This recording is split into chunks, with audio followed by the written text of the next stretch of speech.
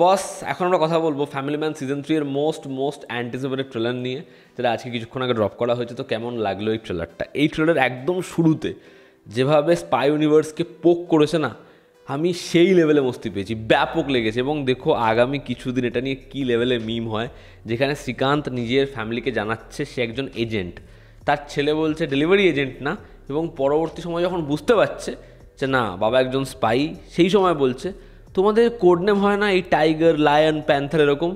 তখন শ্রীকান্ত বলছে আমরা ইন্টেলিজেন্সে কাজ করি, সার্কাসে নয়। ওই যে জায়গাটা, সেটা যা মস্তির। এবং ট্রেলারটা একদম শেষ ভাগে যখন পৌঁছায়, যখন জেকে বলে যে খুব বাজে ফাঁসলাম, খুব বাজে, আমার সবে ডেটিংটা শুরু হয়েছিল, প্রেম করছিলাম। শ্রীকান্ত বিরক্ত হয়, বলে তোর কি, তোর বিয়ে হয়ে গেছে, বাচ্চা হয়ে গেছে, এর আগে প্রেম করে নিয়েছিস, সেখানে ঝামেলা হয়ে গেছে, সবই তো পেয়ে গেছিস লাইফে, আমি কি পেয়েছি? শ্রীকান্ত বলে বাই গড এখান থেকে বেরোই, সবার আগে আমি তোর স্বয়ংবর করাবো। বলে প্রমিস কর।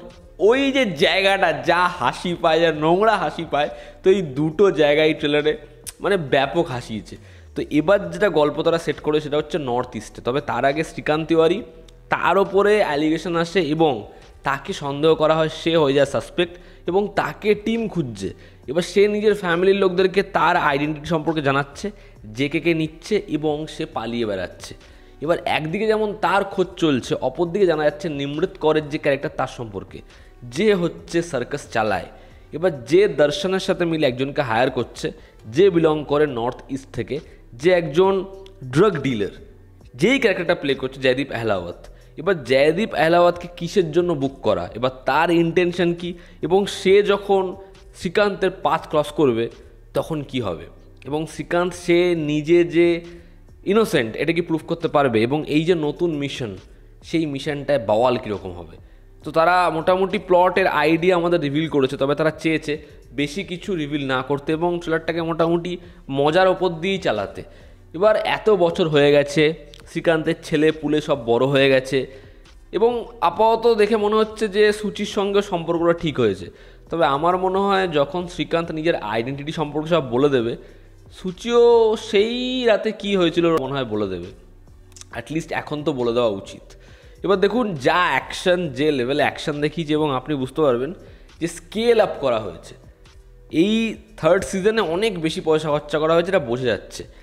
দেখার অ্যাকশনটা কেমন হয়, মূলত ওয়ান টেক। সিজন 1 এবং সিজন 2তে যে লেভেলে ওয়ান টেক ছিল, ওই হসপিটালে অ্যাট্যাক এবং থানায় অ্যাট্যাক, মানে ওটা আচ্ছা ফিল্ম মেকারদের জন্য নাইটমেয়ার। যে লেভেলে রাজান্ডিকে দেখিয়েছিল ওটা, আমি দেখতে চাই যে এই পার্টের অ্যাকশন কেমন হয়। তার কারণ সিটাডেলেও তাদের অ্যাকশন ভালো ছিল, আশা করছি অ্যাকশন ভালো হবে। জেকের সাথে শ্রীকান্তের কেমিস্ট্রি সেটা এখানে ওয়েল এস্টাবলিশড, দেখতে ভালো লাগছে।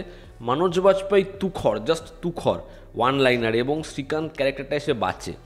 সাপোর্টিং কাস্টে যারা রয়েছে, নিমৃত কর বলি বা এখানে বলি প্রিয়ামণি, প্রত্যেকে নিজের জায়গায় ঠিকঠাক। তবে যখন ফেস রিভিল করা হয় লো অ্যাঙ্গেল শটে, গান পয়েন্ট করে হেডটা বেন্ড করা, যেরকম তার হেয়ার স্টাইল যেরকম দেখতে লাগে, এবং তার যে সংলাপ औकात बढ़ानी चाहिए বাট ভুলনি নেই, জয়দীপকে হেভি লেগেছে। তবে ট্রেলারে তাকে কম রিভিল করা হয়েছে, দেখার ক্যারেক্টারটা কতটা ফেনোমেনাল হয়। এবং এর যে গানটা ব্যবহার করা হয়েছে, দেখুন আগের গানটা কিসকে লিয়ে তু দেগা জান আপনি, ওইটা আমার হেভি লেগেছিল। এই গানটাও কিন্তু বেশ ভালো, এবং ট্রেলারে সেটা যেরকমভাবে ব্যবহার করেছে বেশ ভালো।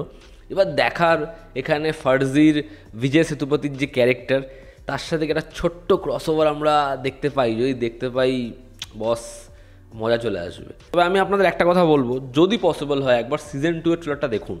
মানে সিজন 2 এর ট্রেলার আমার মনে হয় সিজন 3 এর ট্রেলারের থেকে অনেক এগিয়ে। তার কারণ হচ্ছে সিজন 2 এর ট্রেলারে সামান্থার ওই লেভেলের ইন্টেন্স পারফরমেন্স, ওরকম গান, এবং সেখানে যে থ্রিলের ছিটে ফোটা, সেটা জাস্ট হাটকে ছিল। এই ট্রেলারটাও ভালো লাগছে দেখার।